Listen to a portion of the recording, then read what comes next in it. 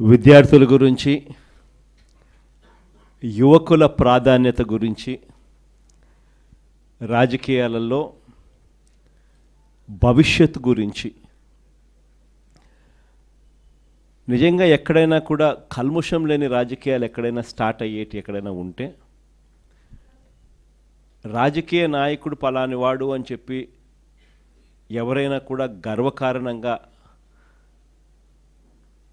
ఫలానివాడు మా నాయకుడు అని చెప్పుకునే పరిస్థితి ఎక్కడి నుంచి అయినా స్టార్ట్ అవుతుందని అంటే దాని బీజం పడాల్సింది కరెక్ట్గా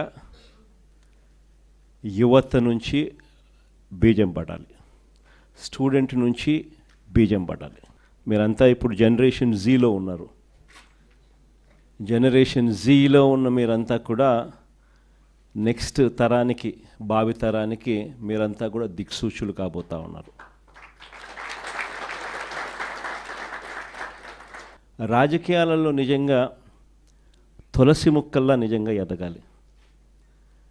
రాజకీయాలంటే ఎలా ఉండాలి అని అంటే ఫలానోడు మన రాజకీయ నాయకుడు, ఫలానివాడు మా నాయకుడు అని చెప్పి కాలర్ ఎగిరేసుకొని చెప్పే విధంగా కింద వాళ్ళు మన వైపును చూసే పరిస్థితి ఉండాలి. మన యంగర్ జనరేషన్ మన వైపు చూసేట్టుగా ఉండాలి.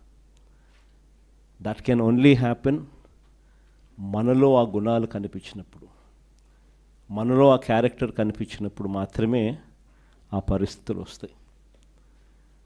రాష్ట్రంలో ఈరోజు ఏం జరుగుతూ ఉంది, ఎలా జరుగుతూ ఉంది, పరిస్థితులు ఏమిటి, ఇవన్నీ కూడా మీకు తెలియనేటివి కాదు. గట్టిగా విద్యార్థులు, గట్టిగా యువత అడుగులు ముందుకు వేస్తే దేశాలలో గవర్నమెంట్లు మారిపోతూ ఉన్నాయి. రాష్ట్రాలలో గవర్నమెంట్లు మారిపోవడం అనేది పాత స్టోరీ అయిపోతే ఏకంగా బంగ్లాదేశ్ లాంటి దేశాల్లో సైతం గవర్నమెంట్లను మార్చేసి కొత్త గవర్నమెంట్లు వచ్చేసే కార్యక్రమాలు జరుగుతాయి. ఆ కైండ్ ఆఫ్ పొటెన్షియల్ ఉన్నవాళ్ళు యంగ్స్టర్స్, యువకులు.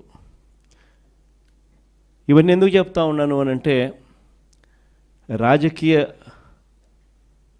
సిచ్యువేషన్లో ఈరోజు ఆంధ్ర రాష్ట్రం గురించి మరీ ముఖ్యంగా, నేను దేశం గురించి పెద్ద మాట్లాడదలుచుకోలేదు కానీ రాష్ట్రం గురించి అయితే మాత్రం ఖచ్చితంగా ఏం జరుగుతూ ఉంది అనేది మనం అంతా కూడా ఇదే రాష్ట్రంలో ఉన్నాం కాబట్టి, ఇది రాష్ట్రం మనది కాబట్టి, మన రాష్ట్రం బాగుండాలని మనం అంతా ఆరాట పడుతున్నాం కాబట్టి ఈ రాష్ట్రంలో రాజకీయ పరిణామాలను మనం గమనించాల్సిన అవసరం ఉంది. అసలు ఈరోజు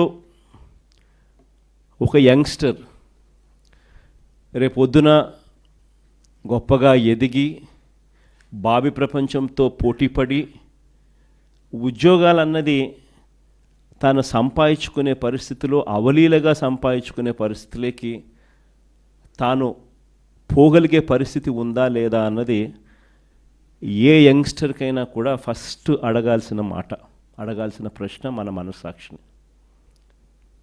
ఇది జరగాలి అని అంటే ఓవర్ నైట్ జరిగే పరిస్థితి కాదు. ఒక ప్రణాళికాబద్ధంగా ఒక లీడర్ అనే వ్యక్తి, ఒక నాయకుడు అనే వ్యక్తి తాను వేసే ప్రతి అడుగు కూడా ఈరోజు ఒక అడుగు వేస్తే అది చెట్టు కావడానికి, ఈరోజు వేసే విత్తనం ఒక చెట్టు కావడానికి, ఆ విజన్ ట్రాన్స్లేట్ కావడానికి 10-15 సంవత్సరాలు మినిమం పడుతుంది.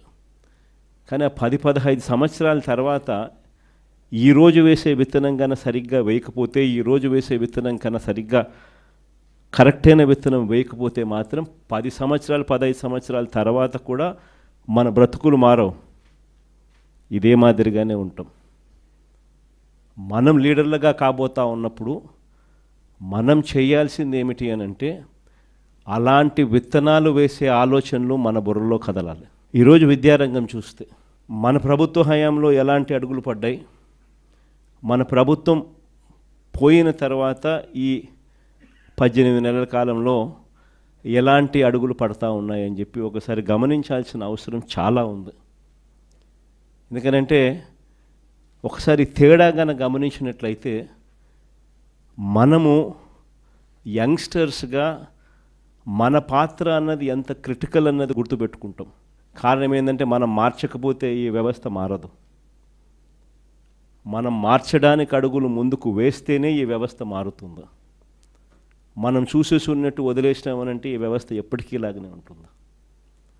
మొట్టమొదటిసారిగా అడుగులు పడింది నిజంగా మన టైంలో పడ్డాయని చెప్పి మాత్రం నేను గర్వంగా చెప్పగలుగుతాను.